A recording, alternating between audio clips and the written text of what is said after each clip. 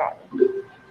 All right, so average atomic mass has to really deal with the isotopes of an element, okay? Now, when we have an element, all right, we'll just go ahead and look at the first one to kind of talk through like what this is really meaning, right?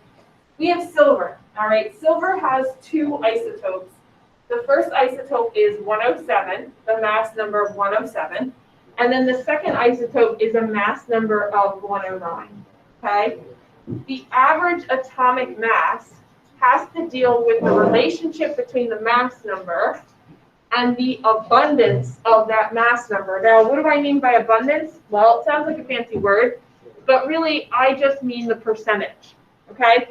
So if I took a survey of all of the silver, last year, there would be 55% of it would have a mass number of 107, and then 45% of it would have a mass number of 109. So the average atomic mass is just that. It is the average of those percentages of those isotopes, okay? So here's how we're going to calculate it. It's very simple. We're going to go ahead and take the mass number, 107, multiply it by the percentage after we divide it by 100. Okay, so we turn it into a decimal, so like 0.55, 55% gets turned into 0.55. And then I'm going to add that to the other mass number times its percentage divided by 100. And that's it. That's literally it. Okay, now you do see my parentheses here. Make sure you are multiplying those respective mass numbers by the percentages divided by 100 first before you go adding things up, okay? When you add these up, multiply and solve this out, you are going to get an answer of 107.9. Now for average atomic masses, we always keep one decimal place only. And then the unit is always going to be AMU, which stands for atomic mass unit. Okay, every single time. So every single time, you don't even need to think about sig space here. Okay, that's how nice this is. All right, and there's our final answer. All right, so the average atomic mass of silver is 107.9. Now, go ahead and find silver on your periodic table. Does anybody notice something about the mass on the periodic table of silver? John?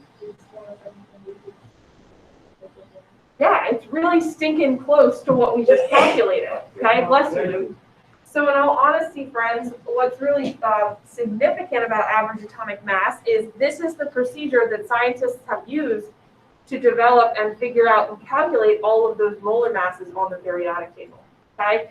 Now, sometimes when we calculate them, they might not be, exact. They might be a little bit off, but that's because of like rounding and lack of significant figures in like our percentages here. But it is going to be really close to that mass on the periodic table. Okay. All right. Let's go ahead and do another one. I want to do one where we have three masses. So let's slide down to number 8 with oxygen. All right.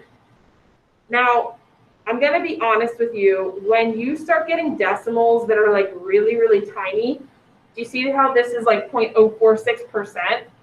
What I would do before I start calculating this is I would divide this percentage by 100 and write it out. So it's going to be 0.00046.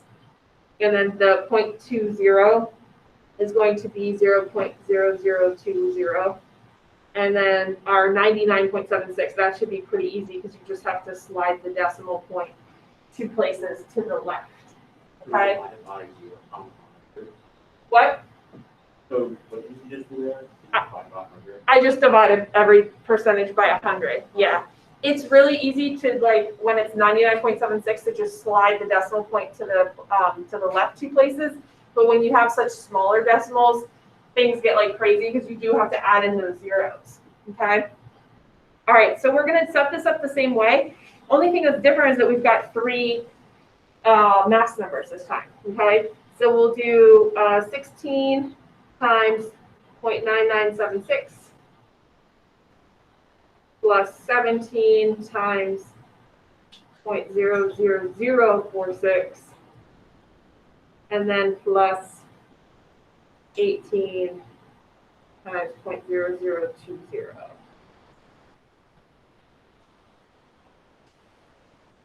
All right, I'll give you a second. Go ahead and try to solve that one out.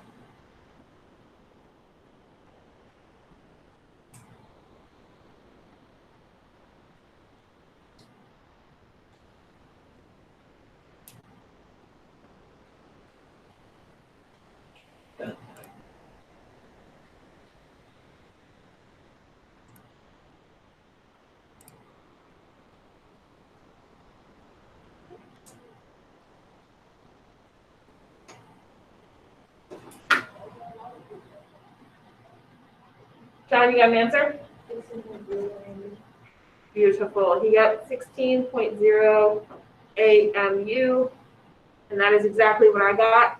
Now go to the periodic table, or you might actually know oxygen's mass from the periodic table in your memory, right? Because we use that so stinking much during Unit 8.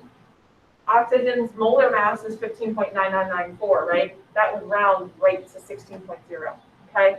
That's kind of like a check you can use to make sure you didn't like totally screw up your math. You can always go to the periodic table and say, okay, my answer is like super close to what that element is on the periodic table. Okay? Any questions or concerns? This is like pretty simple, right? Very nice. All right, that's really all that I have for you today. I did want to go through and I guess I should say all the new stuff I have for you today. I did want to go through and maybe answer just a handful of the questions in this assignment with you. So on the first 2 pages, you are simply doing exactly what we just did. You are finding the average atomic mass for those other elements that are listed there for you with those percentages, okay? That should be pretty straightforward. I then put together just a little bit of like an isotope review because we just learned isotopes on Friday. And so we can go ahead and just go ahead and let's do number 1 here. We'll just run through these questions together just as like a refresher about isotopes before you guys are responsible for this. So I already kind of spoiled the surprise for number 1, letter A. These are all isotopes of the element chromium. Okay, remember we've got the mass number listed at the top left-hand side, and then we have the atomic number listed in the bottom left-hand corner. Okay. All right, so the number 24 refers to the atomic number.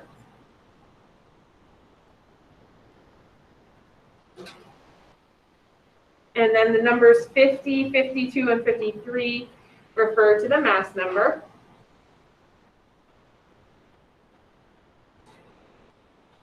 All right, and now it's asking us to figure out the number of protons and the number of neutrons in the first symbol. So can anybody tell me how many protons this guy up here has? 24. 24, beautiful. What about neutrons? What am I going to do? I'm going to do 50 minus 24. Anybody do that mental math? 26, very good. All right.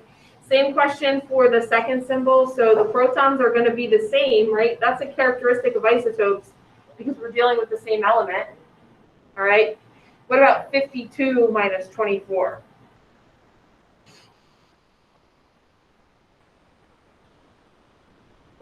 28. Good.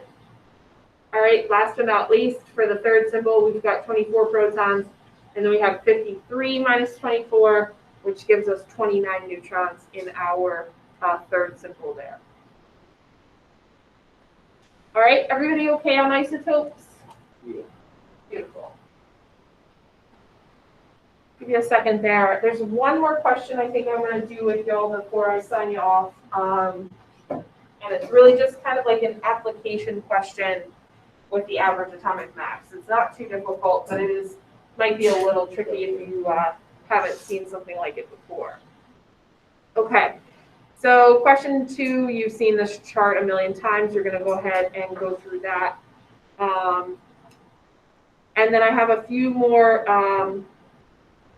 average atomic mass questions here for you just to practice.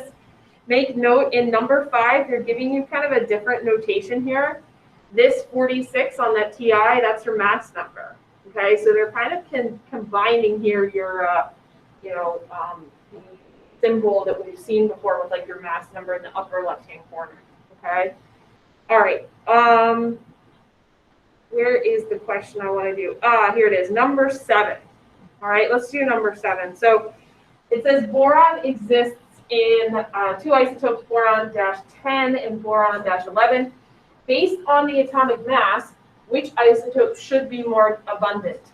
Okay, so they're asking you which one should have a higher percentage, right? Boron-10 or boron-11. Well, here's how we're going to solve this problem. We're going to find boron on the periodic table, and what is its mass on the periodic table?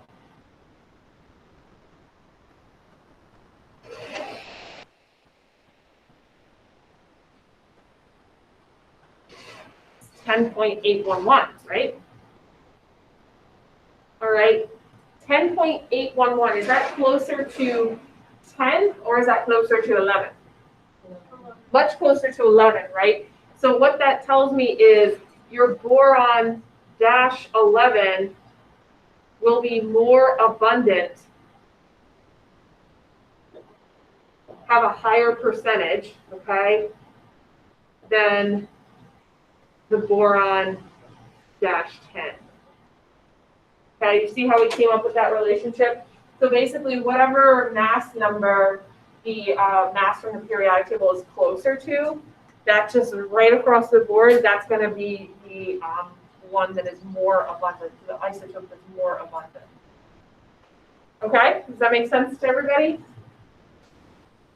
I think everything else here is pretty straightforward, guys. And really what I want you to do is just work through these problems, just practice, practice, practice, and submit this for your assignment today, okay? Virtual friends, do you have any questions before I let you sign off? Everybody's okay? All right, guys, I'll go ahead and post this meet probably pretty soon. All right, since it was pretty short, it should upload pretty quickly. And virtual friends, I will see you on